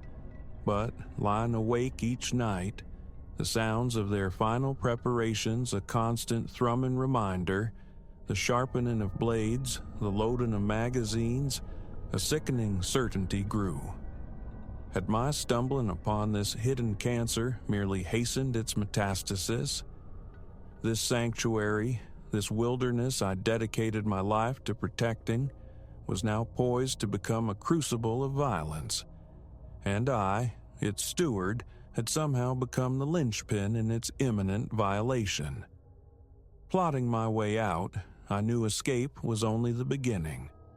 The forest's familiar dangers, the sudden storm, the unseen predator, paled before this darkness wearing human faces, poised to spill out and consume the unsuspecting world beyond the tree line.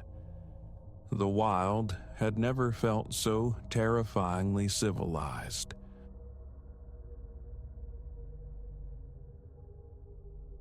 That night retains a distinct memory, a ponderous quality, where the very air inside the Grand Arcadia Hotel seemed to coalesce, pressing thick against my ribs.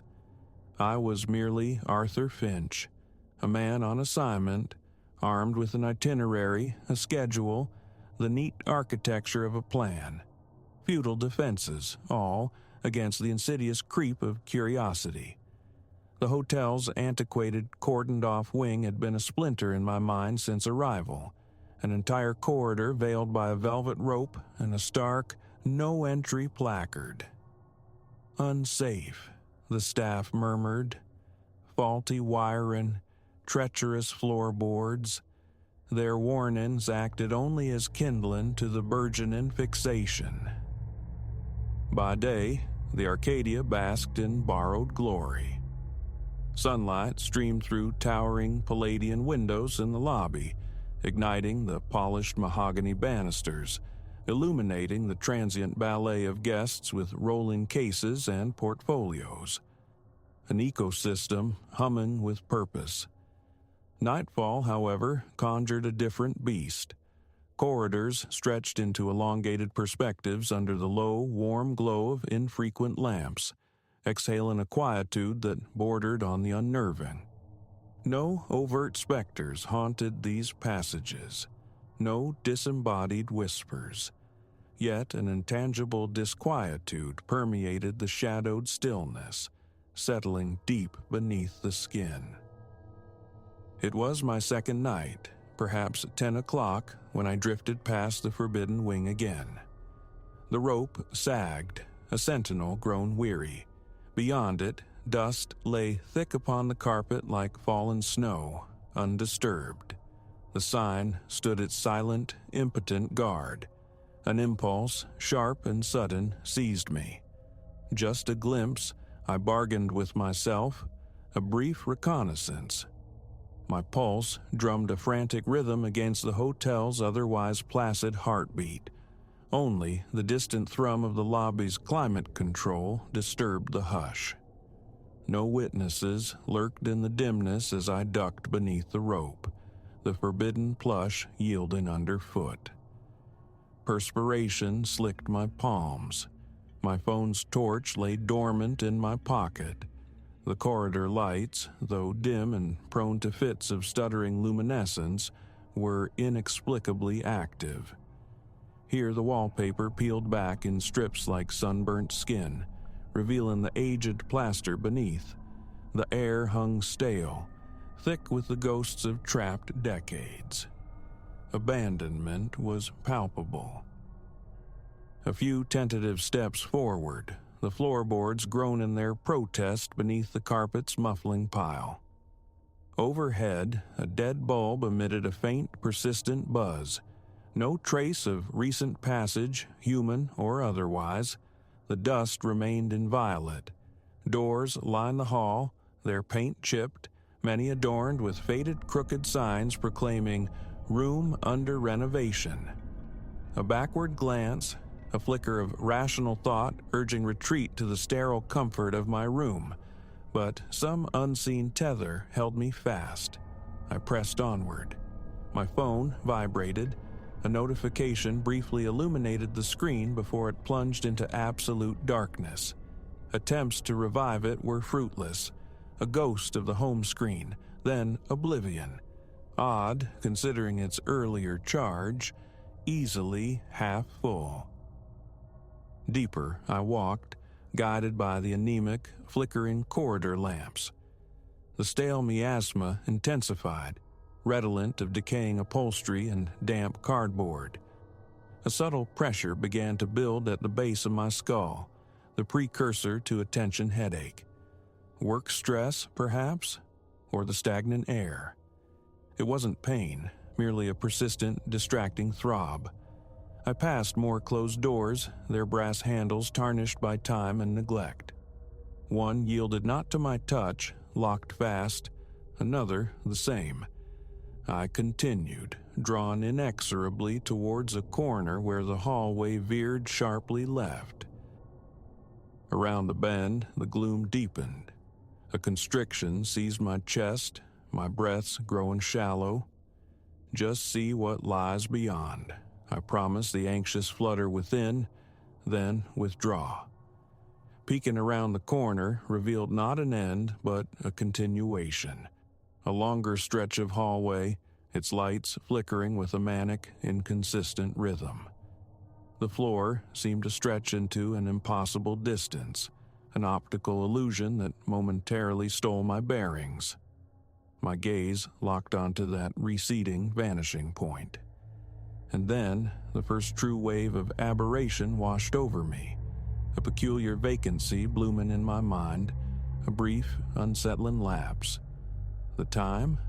Forgotten. Had I secured my suitcase back in the room? A moment's frantic search through mental files yielded the answer.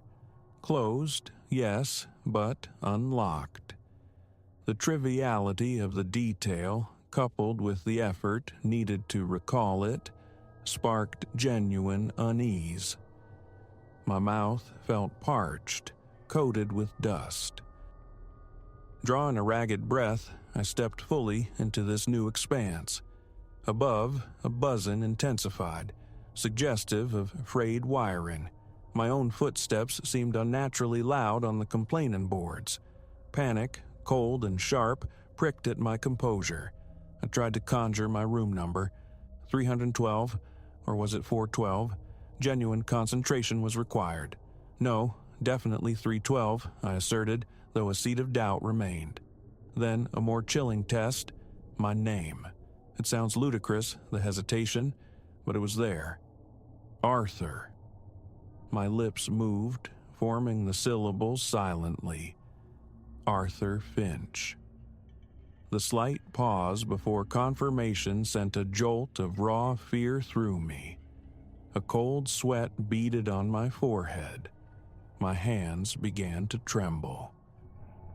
Logic screamed retreat, a primal urge to flee back towards the known. Yet the enigma held me captive. This bizarre cognitive erosion demanded investigation, felt like an assault orchestrated by the very walls around me. A faint click echoed down the passage, the distinct sound of a door latch. I spun around, heart leaping.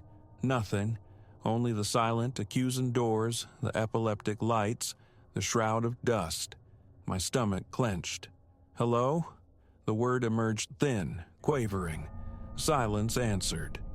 I grasped the nearest doorknob. Locked.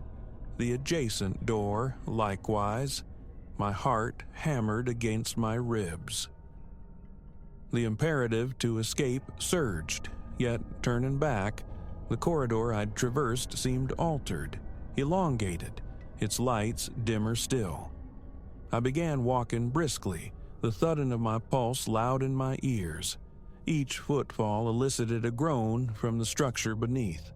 The hallway felt elastic, demanding more steps than I had taken to cover the same ground. A dull ache settled behind my eyes. Reaching the corner where the rope should have been, I found only another stretch of identical corridor, flanked by closed doors. Disorientation spiraled. Surely I should be back at the threshold. My temples throbbed. Calm, I commanded myself. Stay calm. Arthur Finch. Business trip. Room 308, 314. The number dissolved into meaningless digits. My mind felt scoured clean. Sweat trickled down my temples. My suit jacket felt suddenly constricting. I loosened my tie, gulping air. Where was a stairwell? An elevator? Anything? The lights overhead spasmed again, the hum rising in pitch. Pressure built in my ears, a physical manifestation of the encroaching wrongness. I swallowed, trying to clear them. Had I left my briefcase in the room? The memory slipped away like smoke. These small anchors to reality were detaching, one by one. I walked faster, bordering on a trot, rattling each doorknob fruitlessly. Locked, all locked. My breathing grew ragged, my legs unsteady. The flickering lights cast distorted, dancing shadows. A soft scraping sound whispered from behind, something dragging against the wall. I whirled, nearly losing my balance. Empty. The corridor stretched back, silent and accusing. My throat felt impossibly tight. Forcing myself onward, I risked another glance back. The hallway seemed to have stretched further still. My watch read 10:15 p.m., yet an eternity seemed to have passed. The date? Elusive. My palms were damp canvases of sweat. The mental void yawned wider. My first name remained, a stubborn island, but my middle name, gone. Utterly vanished, though I knew I possessed one. I pressed forward, squinting at the brass plaques on the doors. Coated in grime, the numbers were nearly illegible, rendered more so by the strobing lights. 308, 310, 312. They mocked me, worn and lifeless. None yielded. My breath came in sharp, shallow gasps. Muscles bunched, shoulders rigid, neck aching. The tie felt like a noose. I ripped it off, letting it fall to the carpet with a soft thud. A fleeting thought, retrieve it, was instantly overruled by the desperate need for forward momentum. The humming intensified. Tiny blue sparks now danced around several light fixtures. A momentary fear of fire surfaced, but the air held only that pervasive scent of stale decay. I scanned frantically for an exit sign, any deviation from the pattern. My heartbeat was a deafening drum. Another look over my shoulder. The corridor replicated itself infinitely in both directions, a hall of decaying mirrors. Vertigo washed over me. I braced a hand against the wall, the peeling paper rough beneath my trembling fingers. Closing my eyes, I fought to concentrate. Arthur Finch. Hotel. Business meeting tomorrow. With who? The client's name evaporated. My hand shook against the wall. A faint squeak cut through the oppressive silence. Eyes snapping open, I scanned the hallway. All doors remained shut. Empty. My breathing hitched. I whispered my name again, clinging to it like a lifeline. Then, far down the corridor, a different light. Not the frantic flickering of the overhead lamps, but a steadier, warmer glow, seemingly emanating from an open doorway. Hope surged, propelling my exhausted legs forward. Closer, I saw the door was indeed slightly ajar. Its plaque was too corroded to decipher. Yellowish light spilled from the gap. Cautiously, I pushed the door inward and stepped across the threshold. The room exhaled dust and the scent of ancient upholstery. A single, naked bulb perched atop a side table cast a soft, flickering glow, a gentler pulse than the corridor's frantic strobing. A sagging couch rested against one wall opposite a scarred coffee table. No windows pierced the oppressive stillness. I pulled the door shut behind me, a small act of defiance against the endless hallway. The pressure in my head eased slightly, clarity returning in fragile fragments. I swiped at the sweat on my face with my jacket sleeve. The couch looked solid enough. I sank onto its musty cushions, elbows on knees. My phone remained stubbornly inert. The frantic panic subsided, replaced by a bone-deep weariness and a raw throat. I swallowed, tasting dust. Leaving the relative sanctuary of this room felt unthinkable. The hallway outside a predatory entity. So I remained, gathering the scattered pieces of myself. My last name. It surfaced after a moment's struggle. Finch, Arthur Finch. Saying it aloud anchored me. A small victory. The room number remained stubbornly elusive. 312? Maybe. Focus, I told myself. Don't let the corridor win. After minutes that felt like hours, resolve hardened. I had to find a way out. Cracking the door open, I peered into the hallway. The lights still flickered, but the corridor no longer seemed infinite. At the far end, near a corner, a small metal plaque gleamed faintly on the wall. A sign. Perhaps stairs. Steeling myself, I stepped back into the oppressive passage. My legs felt like lead, every instinct screaming caution. I fixed my gaze on the sign, ignoring the creaks and whispers that seemed to emanate from the walls themselves. Maintenance stairwell. The adjacent door was unadorned metal, equipped with a push bar. I leaned into it. It resisted, then gave way with a tortured screech of rusted hinges. Beyond lay a narrow concrete stairwell, starkly lit by a single, steady bulb overhead. Neglected, yes, but blessedly free of flickering lights.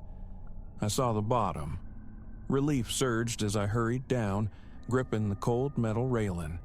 My breathing was rapid, but the crushing weight was lifting.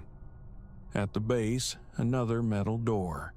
I shoved it open and stumbled out into the comparative brilliance of the main lobby area near the service offices. The lights were bright, steady. The carpet beneath my feet was clean. Turning, I saw the door I'd emerged from. Employees only, maintenance access. I stood there, gasping, heart pounding, shirt clinging damply to my skin. A uniformed security guard approached, his expression shifting from impassivity to concern. "Everything all right, sir?" Explanations felt impossible, inadequate. "Got lost," I managed. He nodded slowly. "That area's off limits, sir. Not safe." He guided me towards the elevators. The ascent to my floor seemed suspended in time, yet the air felt breathable, clean. I chanted my name silently, a mantra against the encroaching void I'd barely escaped. Finally, the chime, the opening doors. Down the familiar, blessedly normal hallway, I saw my suitcase stand in sentinel outside room 312. The key card slid home. The lock clicked green. A small sound, yet it resonated like a gunshot of deliverance. Inside, the lights were warm, steady. My suitcase sat open on the stand. My phone charger rested on the nightstand. Plugging in the phone, I watched the screen flare to life. Half battery. Exactly as it should be. A shaky sigh escaped me. I bolted the door, checked it twice, then stripped off the sweat-drenched suit. In the bathroom mirror, my reflection was a stranger. Pale, eyes wide and haunted. My mouth was desert dry, lips cracked. The corridor's insidious influence lingered. The ease with which my thoughts had unraveled, the shifting reality, the phantom pressure behind my eyes. It felt utterly unreal, yet the frantic cadence of my heart confirmed its truth. I sat on the edge of the bed for a long time, staring at the patterned carpet, forcing slow, deliberate breaths. The endless hallway, the stuttering lights, the locked doors, the sensation of being drawn deeper, the terrifying evaporation of memory. I pieced it together, shuddering. One final check outside my door confirmed the mundane reality of the third floor.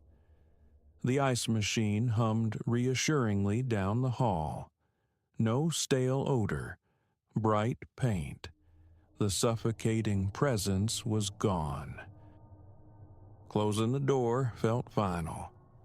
Sleep was a shallow, fitful thing that night, my mind refusing to relinquish the terror.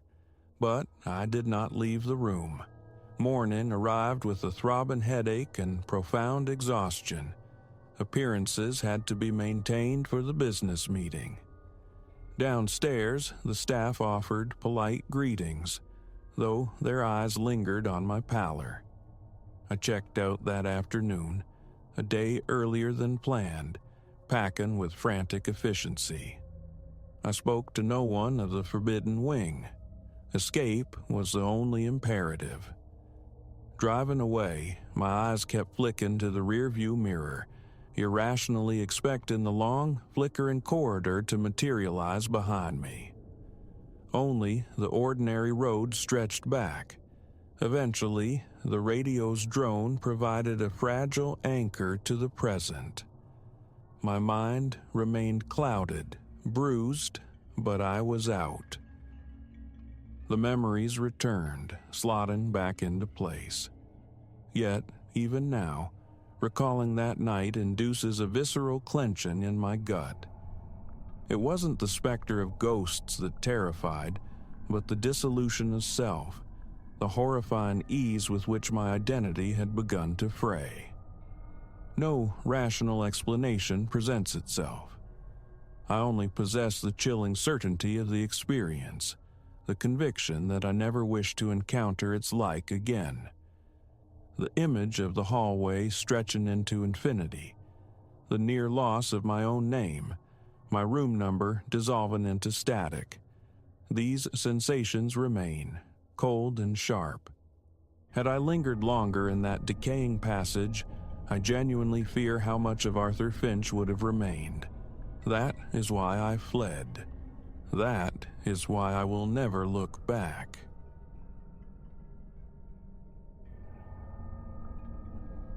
My shift commenced under a starless sky, flashlight beams slicing the gloom, a disquiet coiled deep within me. Unease had taken root earlier, stemming from an anomalous edifice discovered at the property's furthest reach, an architectural anomaly absent from any historical blueprint. My supervisor, dismissive, had advised neglect, but the directive chafed. I am the sentinel of this place, its chronicler in deed if not word. Ignorance of any corner felt like a dereliction. While the principal avenues gleam under maintained illumination, their borders neatly manicured, a rearward sector succumbs to a tangle of venerable trees and treacherous earth. It was there this incongruous structure first snagged my eye. A stone sepulchre, ostensibly, yet its roof bore a subtle curvature, its portal possessing a gravity exceeding its peers. No mourner ever lingered near, no map acknowledged its existence. Fear is not my customary companion. Years spent amidst this historical necropolis have tempered me, immersed me in the rhythms of upkeep, sweeping flagstones, pruning encroaching flora, patrolling the perimeter against nocturnal intrusion, cataloging the slow decay time inflicts. Mostly, tranquility reigns, punctuated only by the cemetery's inherent eccentricities, the unprompted groan of ancient hinges, the furtive rustle in the undergrowth. Wind and wildlife are familiar architects of such sounds, rarely unsettling my composure. This stone enigma, however, disrupted the established cadence. The initial instance I navigated its periphery. A thread of sound snagged my attention, tightening the muscles along my spine.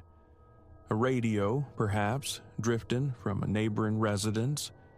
No, the quality was too pristine, resonant like struck ivory. Flashlight extinguished, breath held captive in my chest, I strained to listen. The melody evaporated. A beat of silence, then the beam stabbed forth, illuminating the door, locked. Its surface, a tapestry of advanced corrosion. Squinting through a minuscule fissure near the lintel yielded nothing but impenetrable shadow. perhaps auditory hallucination, I reasoned, dismissing it as I resumed my circuit. The following day found me burrowing into the cemetery's archives. Within the cramped office abutting the main gate, amidst folders thick with age and handwritten ledgers, I sought mention of this maverick tomb. Chronicles of distinguished families, their designated crypts and mausoleums, surfaced readily, yet none matched the peculiar silhouette or its sequestered location. Records detailed expansions, renovations across decades, but the structure remained phantom. A persistent irritation bloomed, though I resisted hasty conjecture. A private vault, perhaps, lost to bureaucratic oversight. That evening, deliberately, I charted a course circumventing the area, the unease from the prior night clinging like damp air. The moon remained veiled, intensifying the darkness beneath the arboreal canopy. My flashlight's arc swept across leaning headstones nestled amongst the roots. Proximity, however, proved inescapable. As I drew near the anomalous structure, the piano music returned, this time amplified, distinct. A languid, deliberate melody unfolded, each note articulated with melancholic clarity. My pulse quickened.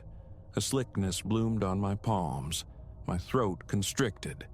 I fought for equilibrium, yet a betraying tremor agitated the hand gripping the light. I stood rooted, absorbing the sound. It flowed without flaw, seamless, suggesting long and intimate familiarity. Logic dictated vacancy, yet the music poured forth, irrefutable. Compelled, I approached the heavy door. Ear pressed against the cold stone, the piano's voice gained immediacy, as if I stood mere feet from the instrument itself. I tested the handle, immovable. The lock felt ancient, absolute. A tentative rap on the stone surface. Abruptly, the music ceased. "Hello?" I called out, my voice thin in the stillness. "Is anyone present?" Only silence answered. A chill traced my nape, radiating across my shoulders. My gaze swept the surroundings. Was the source elsewhere? The night offered only the sigh of a low breeze. My phone, retrieved reflexively, displayed no signal bars. The impulse to summon aid died stillborn. A prickle of transgression surfaced, a sense that I trod forbidden ground. Retreat seemed the prudent course. I finished my patrol. Daylight rendered the structure mundane. Gray stone walls, a roof clad in weathered, chipped tiles, an eroded inscription near the apex, its legend lost to time. The door remained steadfastly locked. Circumnavigating the building revealed, on the opposing flank, a small window, fortified with iron bars. The glass behind was opaque with grime. Peering inside proved futile. Shining the flashlight through the bars at an awkward angle illuminated only deeper darkness. The thought of forcing the bars arose, then subsided. Lacking appropriate tools and authorization, I refrained from causing damage. That afternoon, a renewed assault on the archives. Deeper, I delved into storage boxes releasing the musty perfume of aged paper. I unearthed records dating back a century, handwritten accounts of interments, plot ownership, maintenance fees, yet nothing concerning the rogue crypt.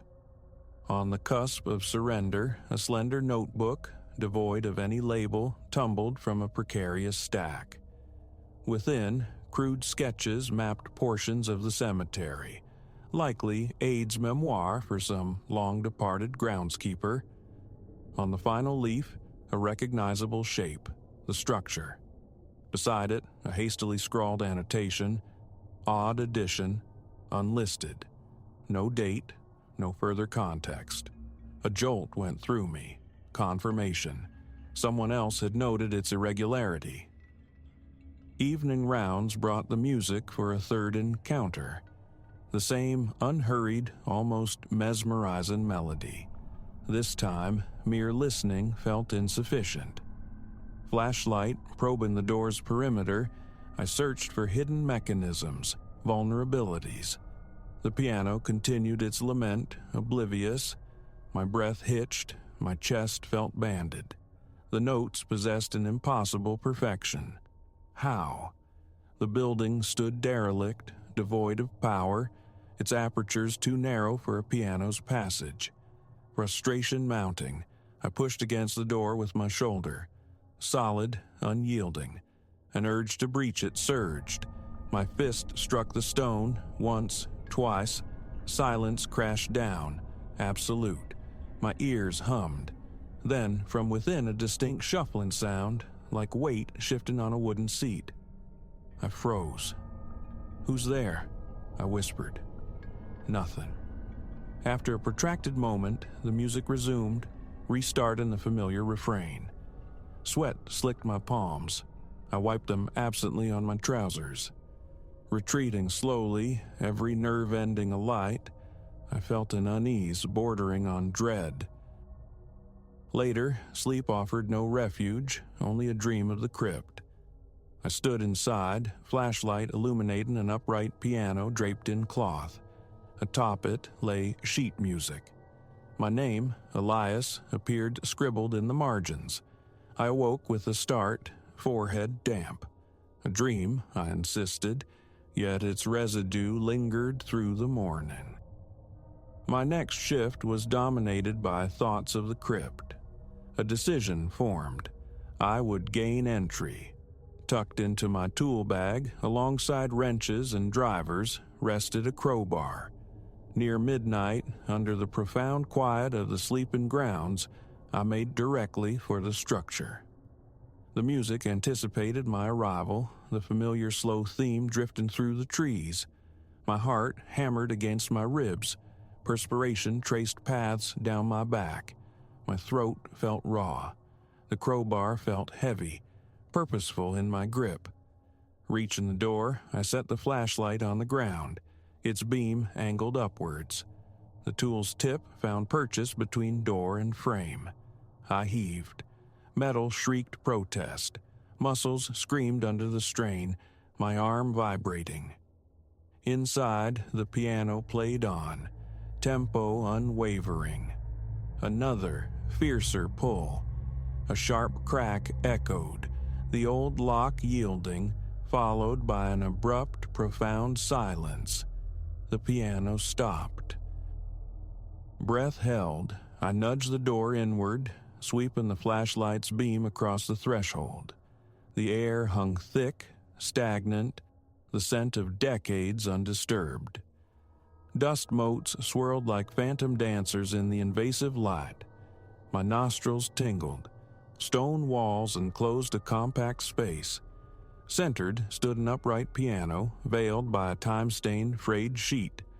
I stepped across the threshold, light playing over the interior. Empty.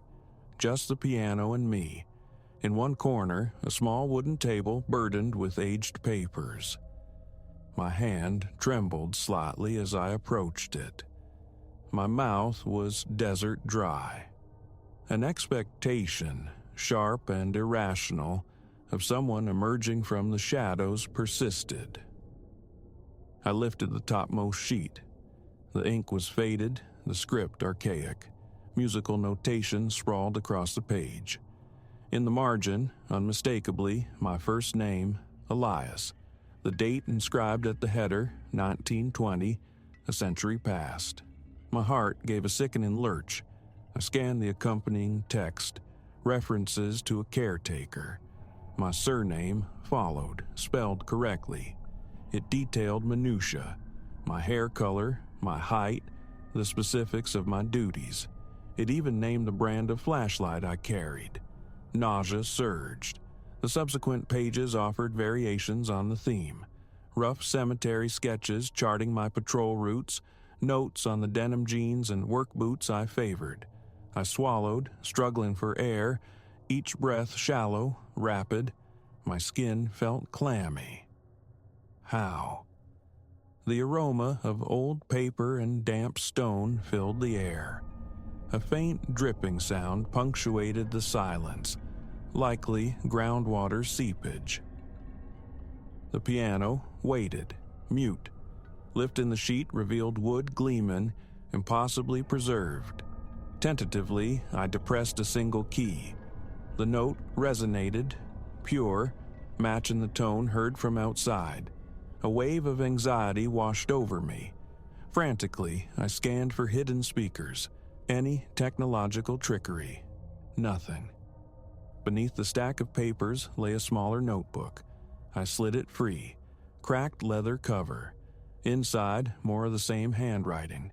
Short entries chronicled nights the caretaker passed by. Caretaker passed 11:13 p.m. Flashlight in left hand. Precise routes meticulously recorded. The final entry read, "He will force the door soon. He will find these pages. He will question the nature of this. He must safeguard this place." Comprehension remained elusive. My breathing grew ragged, my pulse a frantic drum against my throat. My legs felt unsteady. I stood there, light sweeping the bare stone walls. No chairs, no benches, no personal effects beyond the piano and its unsettling dossier. A trick? A century-old prank left by a predecessor? But the contemporary details, my flashlight, my clothes, defied that logic. The impulse to gather the papers, to present this impossibility to my supervisor, warred with a strange reluctance, an intuition to leave them undisturbed. Forcing calm, I captured several photographs with my phone. The flash momentarily bleached the room, revealing faint etchings on the walls, random marks, perhaps nascent musical staves. Hard to discern. Wiping sweat from my brow, my body remained coiled, ready for flight. A final inspection of the piano. Lifting the lid revealed pristine strings and hammers, free of dust, seemingly maintained. Senseless. Who tended a piano in a crypt unacknowledged by any record? I pressed a sequence of keys. The tones sang out, clear and resonant. Gooseflesh prickled my arms. Stepping back, breathing heavily through my mouth, I lingered a moment longer. The oppressive sense of being observed, despite the stark solitude, became unbearable. I exited into the night air, the contrast sharp against my face. A ragged exhale escaped me. Hands still shaken, I jammed the broken lock back into place as best I could, securing the door. Then, quickly, I retreated towards the main path, mind reeling. The questions multiplied, unanswered. The music, the notes, my name etched into the past. None of it aligned with reality. That slow, pervasive melody echoed in my mind, refusing to fade. Back in the sterile light of the office, I attempted a report. The words felt hollow, omitting the core strangeness. I documented finding an unlisted crypt containing old furnishings. I noted the door lock was damaged and that I had applied a temporary fix. Staring at the blank fields demanding detail, my stomach churned. A headache began its dull throb. I saved the incomplete file, unsent. Who would lend credence to such a tale? I remain the caretaker here. Each night, my rounds take me past that stone structure. Sometimes the piano music drifts faintly, other nights silence prevails. I have not ventured inside again. Yet the thought of it is a constant companion. The images, my name on century-old paper, the impossible details, are indelible. Reason insists on a logical explanation, yet finds none. Every passage near that building quickens my pulse, conjures the memory of that haunting melody. Is the piano still draped? Are the papers still arrayed on the small table? Has more been written? My silence with colleagues and my supervisor persists. They pose no inquiries. I offer no disclosures. My flashlight beam stays rigidly forward in that sector. Yet, when my gaze invariably flickers towards that weathered door, I recall the music, its sudden cessation at my knock. The tension resides permanently in my chest whenever the building enters my peripheral vision. Answers elude me. No neat resolution presents itself. There is only the persistent memory, the 1920 date, the script describing my present existence, the piano's flawless tone, and the profound quiet that descended the instant I breached the threshold. I cannot forget the wrongness of standing in that dusty void, no musician at the keys, hearing only the sound of my own frantic breath. That is my burden. That is what keeps the edge sharp whenever I walk the cemetery's shadowed rear paths after dark. I perform my duties. I try not to linger, but sometimes, carried on the night breeze, I swear I hear it still. The spectral outline of that melody, emanating from behind the heavy door that has no right to exist.